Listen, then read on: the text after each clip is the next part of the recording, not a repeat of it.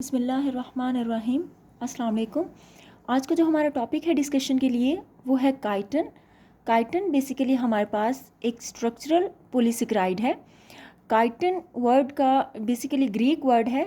Greek word से ये derive हुआ है काइटनोस से, जिसका मतलब होता है कवरिंग।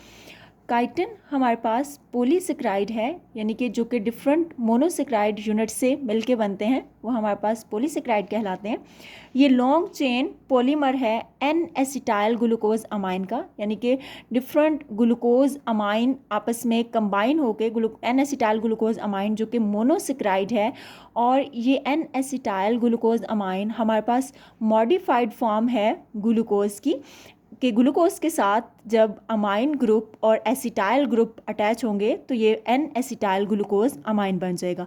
जब different N acetyl glucose amine एक दूसरे के साथ लिंक करेंगे, बेसिकली बीटा 1,4 लिंकेज के थ्रू डिफरेंट जो मोनोसेकेराइड यूनिट्स हैं वो एक दूसरे के साथ हमारे पास ज्वाइन होंगे और आपके पास मेनली काइटन बनाएंगे। ठीक है, बीटा 1,4 लिंकेज के थ्रू ये एक दूसरे के साथ यूनाइट होते हैं। बेसिकली हमारे पास जो काइटन है स्ट्रक्चरली अगर हम देखें तो ये होमो पॉलीसेकेराइड है। Homo mean same and polysaccharide के ऐसा पॉलीसेकेराइड जिसके अंदर सेम मोनोसेकेराइड यूनिट हो। तो ये डिफरेंट मोनोसेकेराइड यूनिट से नहीं बना, बल्कि एक सिंगल टाइप का ही मोनोसेकेराइड यूनिट इसमें प्रेजेंट होता है, जो कि हम देख चुके हैं एन एसिटाइल ग्लूकोज अमाइन है। ठीक है, बेसिकली अगर हम इसकी स्ट्रक्चर वाइज इसको देखें कि फिजिकली इसका स्ट्रक्चर कैसे अपीयर होता है, तो ये फाइब्रस फॉर्म में अपीयर होता है हमारे पास। और ये सेकंड मोस्ट अबंडेंट पॉलीसेकेराइड है जो कि नेचर में एग्जिस्ट करता है ऑन अर्थ। फर्स्ट जो मोस्ट अबंडेंट पॉलीसेकेराइड हमने देखा वो सेलुलोज था, जो कि प्लांट की सेल वॉल में प्रेजेंट है। सेकंड वन जो है ये काइटन है, मोस्ट अबंडेंट पॉलीसेकेराइड है।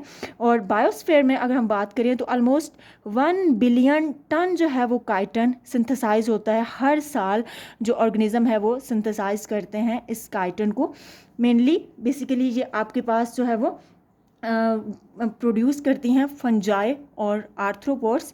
फंजाई की सेल वॉल में प्रेजेंट होता है। फंजाई हमारे पास एक सेपरेट लार्ज ग्रुप है ऑर्गेनिज्म का। ठीक है, सेपरेट हमारे पास किंगडम है फंजाई, जिसमें डिफरेंट जो आ जाते हैं आपके पास यूकैरियोटिक ऑर्गेनिज्म आ जाते हैं, एब्जॉर्प्टिव ऑर्गेनिजम्स आ जाते हैं। ठीक है, एग्जांपल जैसे कि हमारे पास मशरूम्स हैं, ये मशरूम बिलोंग करते हैं किंगडम फंजाई से। इसके अलावा रस्ट, स्मट, ईस्ट वगैरह और भी डिफरेंट एग्जांपल्स हैं हमारे पास फंजाई की। तो इनके अगर हम सेल वॉल की बात करें, सेल वॉल जो कि आउटर मोस्ट बाउंड्री होती है, जैसे कि प्लांट के सेल्स में भी हमने देखी थी प्रीवियस लेक्चर में जब हमने सेलुलोज को डिस्कस किया था। तो जो आउटर मोस्ट कवरिंग है वो बेसिकली फंजाई के केस में यानी कि जो सेल वॉल है ये काइटन से मिलके बनी होती है।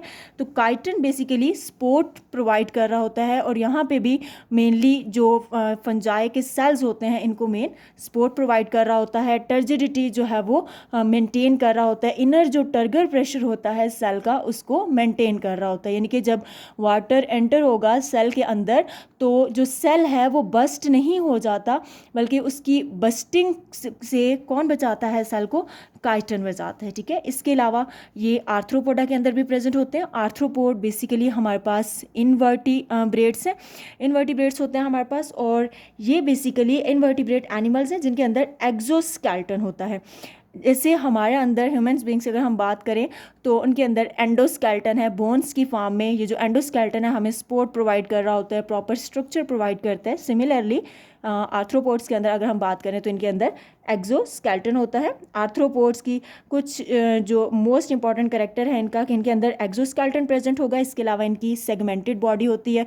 कॉमनली हमारे पास जो इंसेक्ट्स वगैरह होते हैं, क्रैब हो गया, इंसेक्ट्स हो गए, स्पाइडर्स हो गए, बटरफ्लाइज, ये सारे बिलोंग कर रहे होते हैं आर्थ्रोपोड्स से। ठीक है, ये देखें हमारे पास जो इंसेक्ट्स हैं, तो मेन जो कैरेक्टर हमें इनका देखने में मिलता है आर्थ्रोपोड्स का वो ये कि इनके जॉइंटेड फीट होते हैं। Arthro mean joint and poda mean feet. ठीक है, तो इनके जो है वो जॉइंटेड फीट्स होते हैं। अपेंडिजेस जो होती हैं उनमें जॉइंट्स प्रेजेंट होते हैं, और इसके अलावा जो आउटर एक्सोस्केलेटन इनके अंदर प्रेजेंट होता है, और इनकी जो बॉडी है वो सेगमेंटेड फॉर्म में होती है। देखिए सेगमेंट्स की फॉर्म में अरेंज होती है।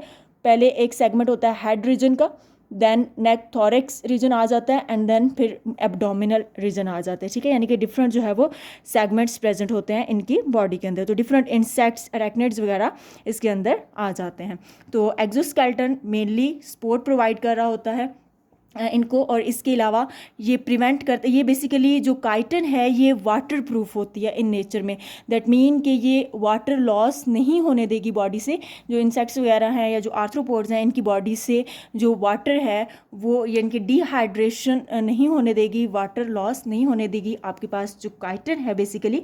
अब अगर हम इसका मेन स्ट्रक्चर देखें तो बेसिकली हमारे पास ये एन एसिटाइल ग्लूकोज अमाइन से मिलके देखे हुए हैं। यानी कि अगर हम इसकी बायोकेमिस्ट्री लेवल पे बात करें तो बेसिकली हम देखते हैं कि काइटन के अंदर अगर सेपरेटली हम डिस्कस करें तो 3 मेन थिंग्स प्रेजेंट होती हैं। One is the glucose. Glucose हमारे पास 6 कार्बन कंटेनिंग कंपाउंड है।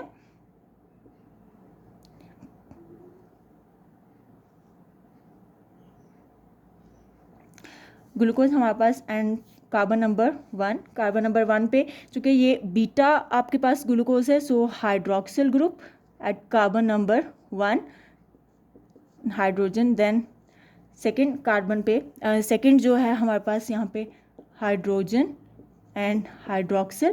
थर्ड कार्बन पे पोजीशन चेंज होती है, hydroxyl group then hydrogen, next hydrogen hydroxyl और CH2OH, ये कार्बन नंबर 5 और कार्बन नंबर 6 यहाँ पे हाइड्रोजन।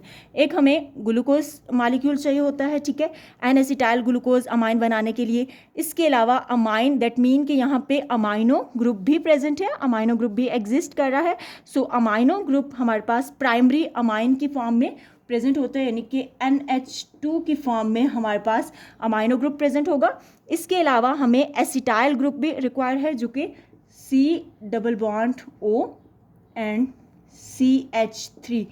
अब ये हाइड्रोक्सिल ग्रुप यहाँ से रिमूव होगा ग्लूकोज के कार्बन नंबर 2 से। This one is the carbon number 1 and this one is the carbon number 2। So carbon number 2 से ये हाइड्रोक्सिल ग्रुप रिप्लेस होगा और इसकी जगह हमारे पास अमाइन ग्रुप आएगा, ठीक है, प्राइमरी अमाइन आएगा। एंड देन उसके बाद एसिटाइल ग्रुप आएगा। जब एसिटाइल ग्रुप आएगा तो यहाँ से एक हाइड्रोजन रिमूव होगा, ये सिर्फ NH की फॉर्म में रह जाएगा यहाँ पे हमारे पास ये जो अमाइन ग्रुप है, और इसके साथ आके आपके पास एसिटाइल ग्रुप अटैच होगा, यानी कि C+O और CH3, C+O CH3। तो इस तरह से हमारे पास ये complete structure N acetyl glucose amine इसकी फॉर्मेशन होती है। अब डिफरेंट जब ये मोनोसेकेराइड यूनिट्स आपस में कंबाइन होंगे विया द 1,4 लिंकेज, तो मिलके ये आपके पास एक लॉन्ग चेन पॉलीसेकेराइड बना देंगे, काइटन बना देंगे। अब ये जो काइटन का मॉलिक्यूल है ये हमारे पास फाइब्रस फॉर्म में होता है और ये लॉन्ग स्ट्रेट चेन की फॉर्म में ये मॉलिक्यूल जो है ये आपस में प्रेजेंट होते हैं, यानी कि इस तरह से। और एक चेन यानी कि एक जो लॉन्ग चेन है वो दूसरी चेन के साथ हाइड्रोजन बॉन्डिंग के थ्रू जो है वो लिंक्ड होती है। और इसमें जो बॉन्डिंग होती है हाइड्रोजन बॉन्डिंग वो ज़्यादा स्ट्रॉन्ग होती है एज़ कम्पेयर टू सेलुलोज, ठीक है। सेलुलोज में भी हमने देखा था कि ये चेन्स की फॉर्म में अरेंज होते हैं, लाइक इस तरह से आपके पास nth नंबर में चेन्स बनेंगी एंड देन ये अरेंज होंगी चेन्स, ठीक है।